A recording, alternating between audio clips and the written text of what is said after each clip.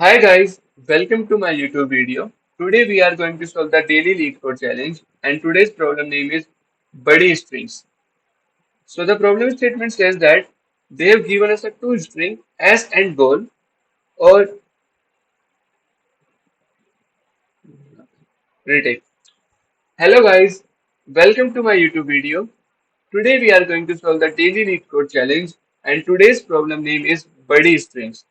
So question में हमें two strings given है one is string S another is string goal हमें एक स्वैपिंग ऑपरेशन परफॉर्म करना है exactly one swapping operation perform करना है on string S and after performing the operation हमें चेक करना है if my string S is equals to the goal then I will return true otherwise I will return false. अब swapping operation क्या कहता है कि हमें टू इंडिसेस सेलेक्ट करने हैं I and J of my string S फिर उसके बाद मुझे ith and jth character of my string S को स्वैप करना है और वी कैन से इंटरचेंज करना है। आफ्टर परफॉर्मिंग दिस ऑपरेशन हमें बताना है कि whether my string S is equal to goal और नॉट। अगर मेरी स्ट्रिंग गोल के इक्वल है तो I will return true else I will return false. For example first test case को देखें। स्ट्रिंग एस मुझे ए बी गिवन है, स्ट्रिंग गोल मुझे बी ए गिवन है। जैसे ही मैंने दो करेक्टर्स को स्वैप करना था तो इसमें तो दो ही करेक्टर्स एग्जैक्टली अवेलेबल हैं। So let's say I have swapped them, so what I will get B A. I will get so B A जो है वो मेरे पास गोल स्ट्रिंग के इक्वल है because goal string also B है, so we are returning true. इस case में the strings are already equal but after performing an operation my string S would become equals to B A and B A is not equals to my goal string, hence I am returning the false. Third case में देखें, still the strings are equal but after performing the swapping operation my string s would remain the a because both the characters are equal in this case, so we are returning true। अब check करते हैं कि how can we solve this question. So first observation तो ये है, मुझे string s को equal करना है गोल स्ट्रिंग के, right. But let's say their lengths are not same, their size is not same, it is of length 2 and this is of length 3, then it will be impossible to make them equal। So first base case तो यही है। यहाँ पे अगर आप यहाँ पे मेरे कोड को देखें, अगर मेरे पास जो स्ट्रिंग एस का साइज है इक्वल नहीं है तो will be returning a false. Let's consider this test case. इस टेस्ट केस में देखते हैं कि it is possible to make a string S equals to goal. तो हमारे पास जो डिस्टिंक्ट कैरेक्टर्स हैं जहाँ पे अपने पास वो कौन से कैरेक्टर्स हैं जहाँ पे मेरे पास स्ट्रिंग एस और गोल मैच नहीं कर रही है। सो फर्स्ट कैरेक्टर है कि फर्स्ट कैरेक्टर में एस में ए है, गोल में सी है। एंड मेरे पास थर्ड कैरेक्टर है जहाँ पे मेरे पास गोल में सी है, गोल में नहीं, गोल में ए है और एस में सी है, राइट। सो इन दोनों कैरेक्टर्स को भी, अगर मेरे पास दो ही एग्जैक्टली कैरेक्टर्स है जो डिस्टिंक्ट है, अगर मैं इन दोनों को स्वैप कर दूं तो what I will get, it means I am swapping them, I will get C B A D E and which is nothing which is equal to goal, hence we can return true. तो ये समझ आ चुका है if मेरे पास जो string S थी that doesn't equals to goal,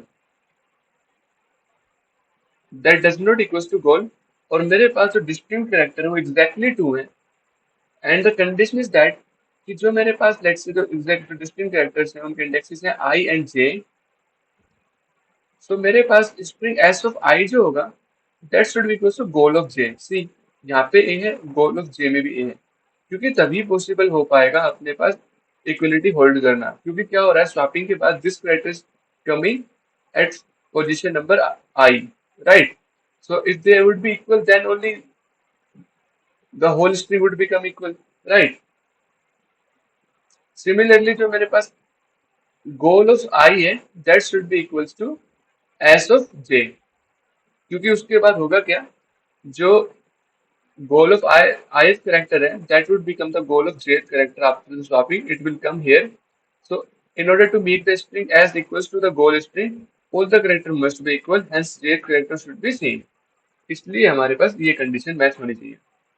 तो हमने क्या देखा इसमें, अगर मेरे पास स्ट्रिंग सेम नहीं है एंड मेरे पास जो डिस्टिंक्ट कैरेक्टर्स हैं स्ट्रिंग में वो अगर एग्जैक्टली टू है, और कंडीशन क्या है कि जो मेरे पास एस ऑफ आई है वो गोल ऑफ जे के इक्वल है एंड गोल ऑफ आई जो है वो एस ऑफ जे के इक्वल है।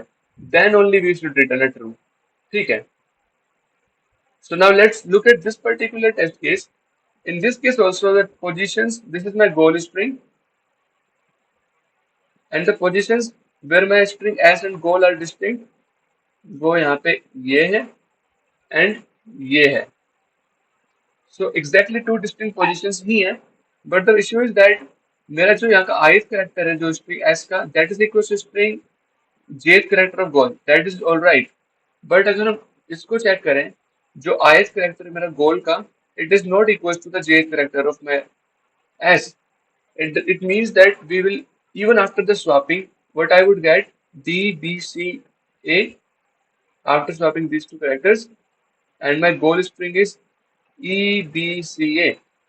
Even after the swapping, क्या हो रहा है कि मेरे पास जो कैरेक्टर्स है वो सेम नहीं है, क्योंकि अपने पास ith और jth कैरेक्टर मैच नहीं कर रहे थे. तो इसी की वजह से जब ये एक दूसरे के corresponding indexes पे आएंगे, so they will break the equality. Hence, even after having the exactly two distinct characters, हमारे पास आंसर फॉल्स है, क्योंकि हमारे पास ये वाली जो सेकंड कंडीशन थी कि S of I should be equal to goal of J, goal of I should be equal to S of J, वो फुलफिल नहीं हो रही है. Now let's look at this particular test case. इस test case के अंदर भी हमारे पास जो डिस्टिंक्ट कैरेक्टर्स है वो सिर्फ एग्जैक्टली वन है. ठीक है. अब एग्जैक्टली वन डिस्टिंक्ट कैरेक्टर है यहाँ पे ये.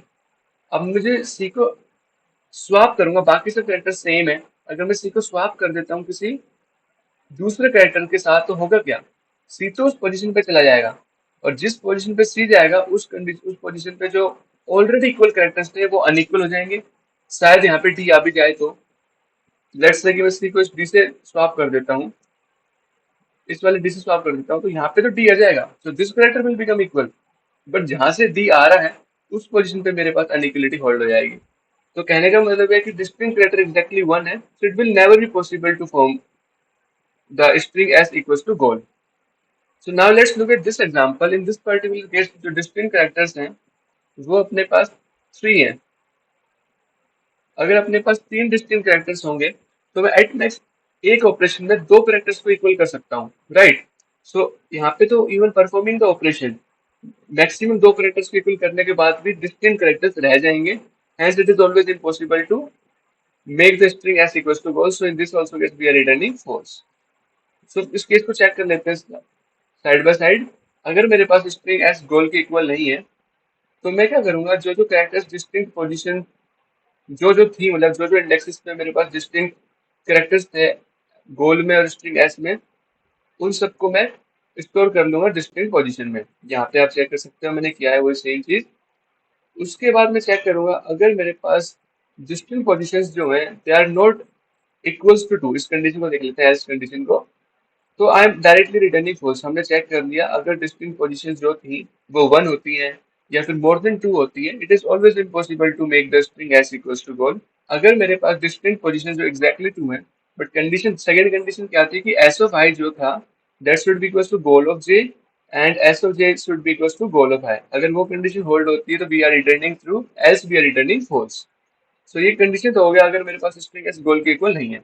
अब हो सकता था कि स्ट्रिंग एस गोल के इक्वल हो इन दो. अब सेकंड कंडीशन देख लेते हैं गाइस कि अगर मेरे पास जो स्ट्रिंग एस है that is equal to goal initially, तो मुझे क्या करना है आफ्टर द ऑपरेशन भी मुझे स्ट्रिंग एस को गोल के इक्वल रखना है. तो कब पॉसिबल हो पाएगा ऐसा, अगर लेट्स से कि ये मेरे पास स्ट्रिंग है A B A C D और ये ऑलरेडी इक्वल है, तो मुझे ऐसा ऑपरेशन को परफॉर्म करना पड़ेगा इन स्ट्रिंग्स को इक्वल करने के लिए कि ऑपरेशन का कोई इफेक्ट ही ना हो. और ऑपरेशन इफेक्ट कब नहीं होता है कि जब मैं सेम कैरेक्टर्स को स्वैप कर दूं. ठीक है, अगर मैं इन दोनों को स्वैप कर दूंगा तो कोई इफेक्ट ही नहीं होगा, they would be the same, the string would be the same.